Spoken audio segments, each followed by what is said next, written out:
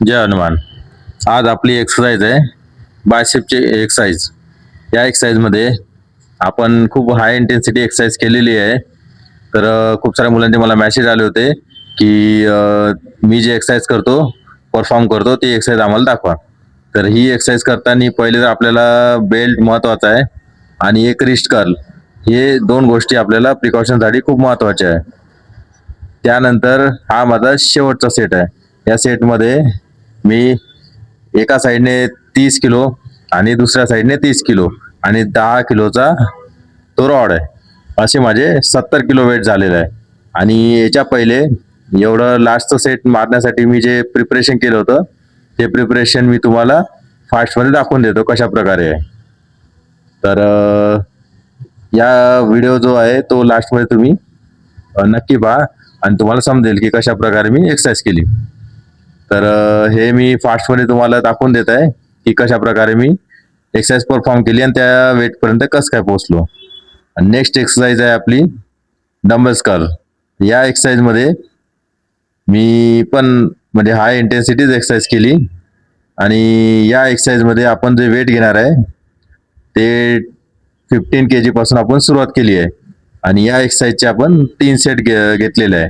या एक्सरसाइजमध्ये पण जे आहे ते मी प्रेफर जे करतो ते मी बसून एक्सरसाइज प्रेफर करतो. स्टँडिंग एक्सरसाइजमध्ये एक तर पोझिशन बरोबर येत नाही आणि पूर्ण बॉडीचा यूज होते.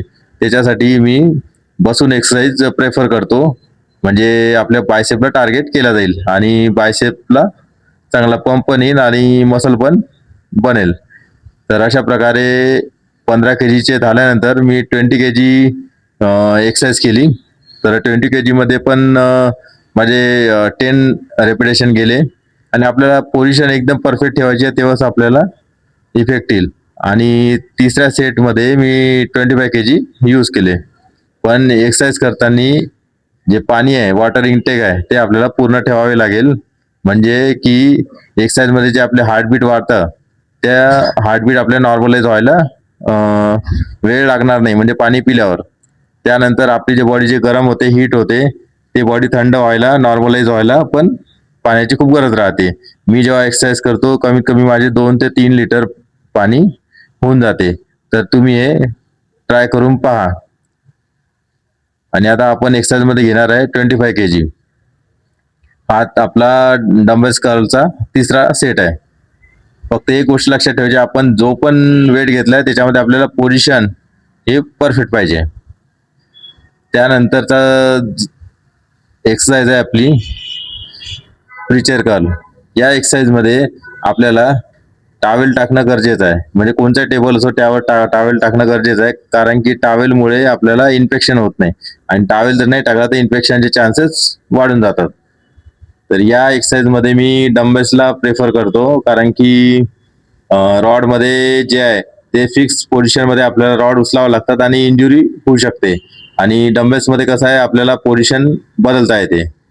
तर या एक्सरसाइजमध्ये कशी एक्सरसाइज करायची आहे ते आपण पाहून घेऊ. पहिले सर्वात प्रथम आपण या एक्सरसाइजमध्ये 15 kgचे डंबेल्स घेतलेले आहे आणि या एक्सरसाइजमध्ये शोल्डर पासून पूर्ण जो बायसेपचा पार्ट आहे तो आपल्याला खाली ठेवायचा आहे पूर्ण, म्हणजे थोडा तो वरती नाही गेला पाहिजे.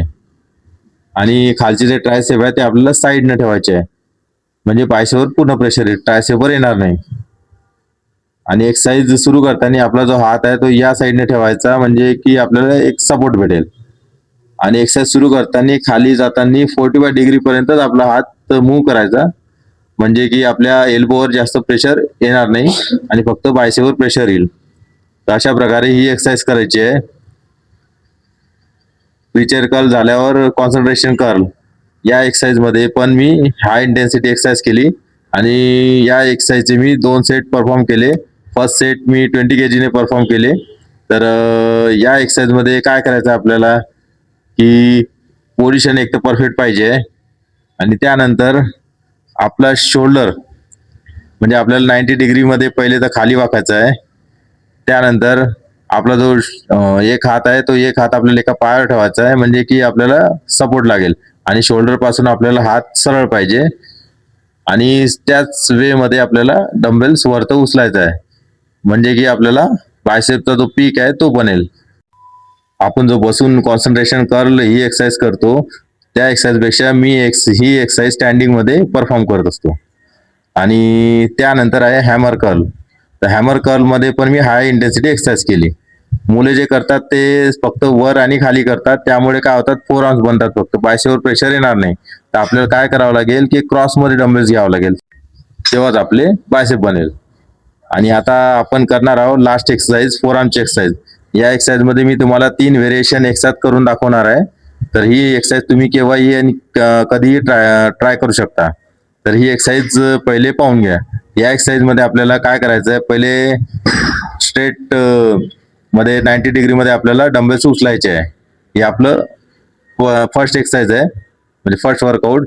दुसरी वर्कआउट जे आहे ते आपल्याला डंबेल्स कर्ल करायचे आहे फोर आर्मसाठी. आणि लगेच आपल्याला हात वरत करून या पोझिशन मध्ये एक्सरसाइज करायची आहे. तर म्हणजे आपले तिन्ही एक्सरसाइज डंबेल्स मध्ये होऊ शकते. आणि हे एक्सरसाइज आपल्याला 3 सेट पूर्ण करायचे आहे 12 ते 15 रिपिटेशन मध्ये. तर ही एक्सरसाइज तुम्ही परफॉर्म करून पाहू शकता. तर आणि या एक्सरसाइज मध्ये काय तुम्हाला फरक पडला ते मला कमेंट मध्ये नक्की सांगा. अशाच व्हिडिओमध्ये आपण नेक्स्ट टाइम भेटूया. सर्वांना थँक्यू.